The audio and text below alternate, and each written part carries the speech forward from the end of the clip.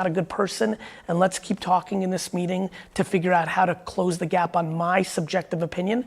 But I believe most managers and leaders are not deploying the humility needed in a meeting to make it about their subjective opinion.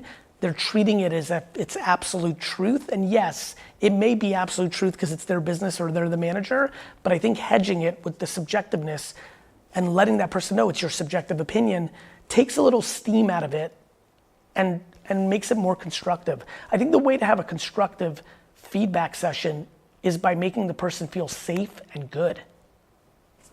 And I would argue almost all the meetings that are being had are making people feel scared and not great. As a leader, what other actions do you think I should take to show empathy and care and to make it felt within my organization? I believe that general kindness and warmth are able to deliver on these things. For example, before you get into a sit-down session where you might have to give some critical feedback, even though you're trying to do it kind and humbly, grabbing someone and taking a walk around the block and telling them what hey, you're starting to see some early signals that are concerning you. And don't do this mistake that I've seen others, and getting to things early. And just genuine things like wishing people a happy birthday.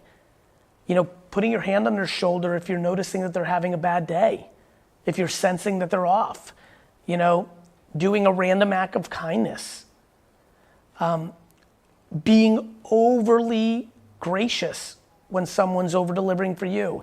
Like when somebody worked 18 hours over the weekend to get the thing done, not just doing the cliche, maybe a card or, A, just even first acknowledging it, but B, maybe doing something out of your way, or C, the reverse. This is why emotional intelligence matters. You don't want to just reward people going out of their way with tangible things all the time either. Maybe just conversations. I may say to someone like, hey, I'm not going to send you some chocolates or a video game because you went hard this weekend, because remember the last 3 months when you've been kind of having half days? It's pretty cool that we can have each other's back, where you've got my back when it might be an intense moment and I'm giving you a little freedom when it's not an intense, just being human. It sounds obvious, but it's so hard to do. Corporate environments are almost impossible to be human in, unfortunately.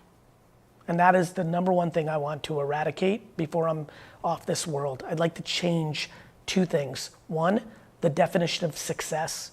It cannot be just about financial.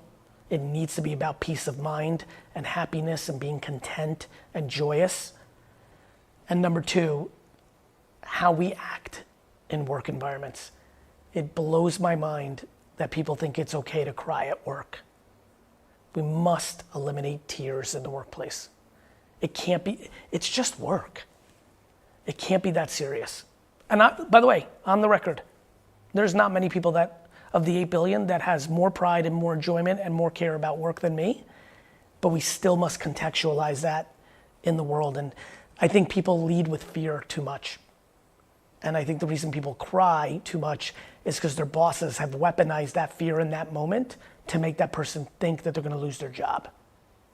And we must stop that behavior. How would you describe the attitudes that one should bring to emerging technologies like generative AI or emerging platforms? Somebody asked me the other day about why I've had such a successful career. And my answer is because I love maybe. And she had a perplexed face, and then I dug into it. And that is my answer to how I think about technology. I believe the far majority of people in the world, when faced with a new technology, throw up an enormous no sign. No, they don't want to be on the internet. No, they do not want a pager. No, do they not want a mobile phone. No, do they want a BlackBerry. No, do they want to switch to iPhone. No, do they want to open a Facebook account, Twitter. On and on and on and on. And I remind all of you, which is most of you who are watching this, most of the things you say no to, you eventually have to say yes to, because it's how the world works. So no matter how hard you tried to not have a smartphone because you didn't want the internet following you around because it was enough that the internet was at home, you now have that. And on and on and on and on. And so I believe with AI, we're seeing some of the most aggressive no ever. I want to remind people that when social media